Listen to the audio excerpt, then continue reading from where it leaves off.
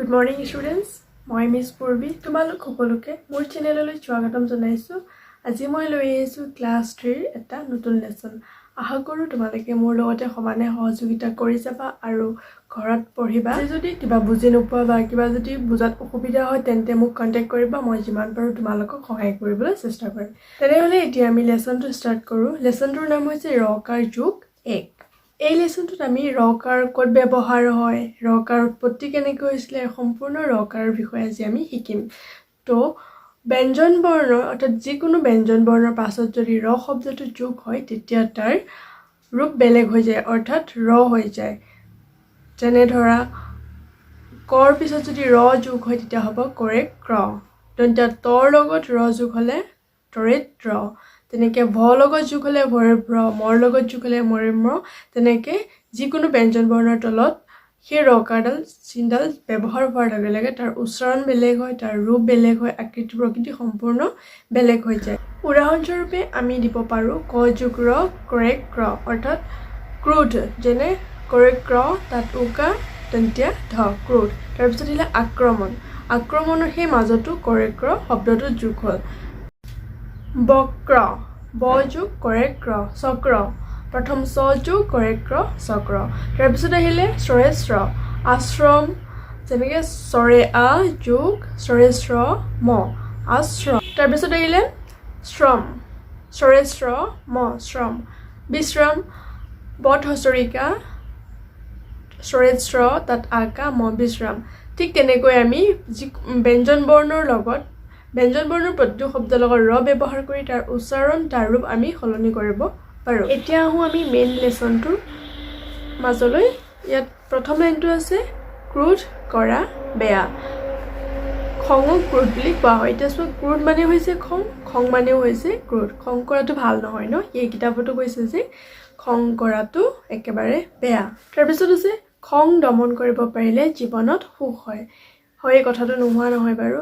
যদি আমি আমাৰ খংটো ডমিনেট কৰিব পাৰোঁ বা আমাৰ খংটো যদি আমি নাইকিয়া কৰিব পাৰোঁ তেতিয়া হয়তো আমি যিকোনো বিপদৰ পৰা হাত সাৰিব পাৰোঁ। অৰ্থাৎ আমাৰ সেই কামটোত আমাৰ বিধি পথালি নাথাকিব, যাৰ ফলত আমি কামটো সুন্দৰকৈ কৰিব পাৰিম। অৰ্থাৎ কামটোৰ ফলত আমি সুখ লাভ কৰিম।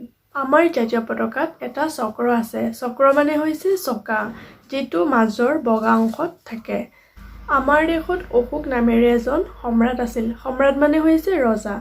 আৰু ইয়াৰ অৰ্থ এইটোৱে যে অশোক নামৰ এজন ৰজাই আমাৰ দেশত আজিৰ পৰা প্ৰায় বহু বছৰ আগতে তেওঁ ইয়াতে আছিলে। তেওঁ সাৰনাথ নামেৰে এঠাইত ওখ শিলৰ এটা সূতা সজাইছিল আৰু সেই সূতাটোৰ মূৰতেই অশোক চক্ৰ আছিলে, যিটো আমাৰ জাতীয় পতাকাৰ বগাৰ অৰ্থাৎ মাজভাগত আছে। সেই চক্ৰটোৱে তেওঁ সেই শিলৰ স্তম্ভটোৰ ওপৰত সাজিছিলে। সত্ৰ হৈছে গোসাঁই ভকতৰ নিবাসৰ স্থান। অৰ্থাৎ যিসকল আমাৰ ভকত আছে পণ্ডিত আছে তেওঁলোক সত্ৰ অৰ্থাৎ সত্ৰ নামঘৰ তাতে তেওঁলোক থাকিব পাৰে।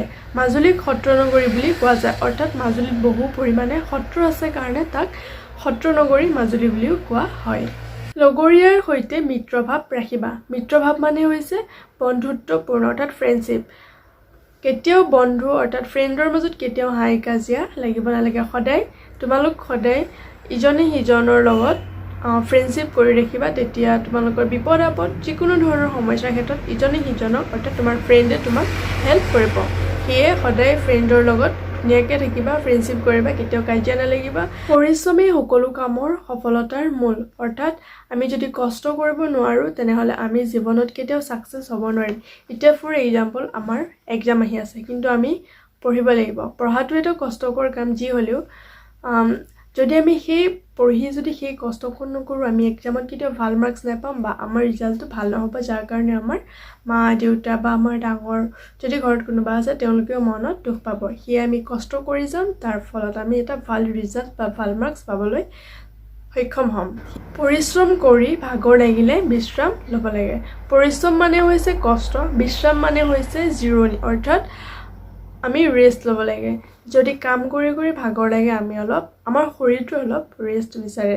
ফৰ এক্সাম্পল এতিয়া মই ক'লোঁ নহয় পঢ়া শুনা কৰিব লাগে, আমি 2 ঘণ্টা পঢ়িলোঁ, তাৰ মাজত 1 ঘণ্টা যদি আমি ৰেষ্ট লওঁ আমাৰ মন যাব আৰু মাইণ্ডটো আমাৰ ৰিফ্ৰেছ হয়, যাৰ পিছত আমি সেই 1 ঘণ্টাৰ পিছত আমি আকৌ 2 ঘণ্টাৰ কাৰণে পঢ়িব পাৰিম।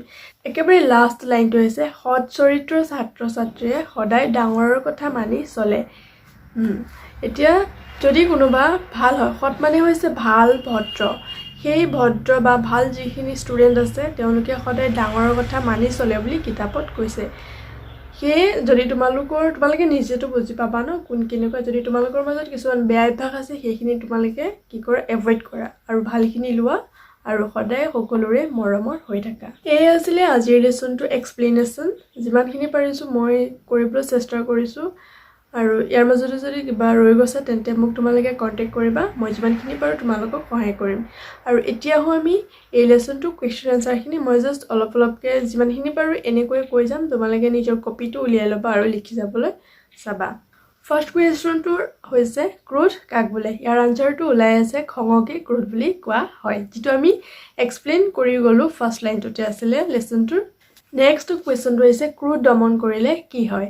আছে ধুনীয়াকৈ, ক্ৰোধ দমন কৰিলে জীৱনত সুখ হয়। থাৰ্ড নম্বৰ কুৱেশ্যনটো হৈছে আমাৰ জাতীয় পতাকাত থকা চক্ৰটোৰ নাম কি। সেইটো সকলোৱে জানে, তথাপি মই কৈ দিছোঁ। আমাৰ জাতীয় পতাকাত থকা চক্ৰটোৰ নাম হৈছে অশোক চক্ৰ। ইয়াত ধুনীয়াকৈ আমি পাই গৈছোঁ, মই কৈ দিছোঁ। তথাপি তোমালোকে যেতিয়া লিখিবা এবাৰ লেচনটো চাই ল'বা। লেচনটো চাই পেলাই স্পেলিংটো হয়তো তোমালোকৰ ভুলো হ'ব পাৰে, সেয়ে লেচনটো চাবা আৰু স্পেলিংটো ধুনীয়াকৈ চাই পেলাই লিখি ল'বা উইদাউট এনি মিষ্টেক।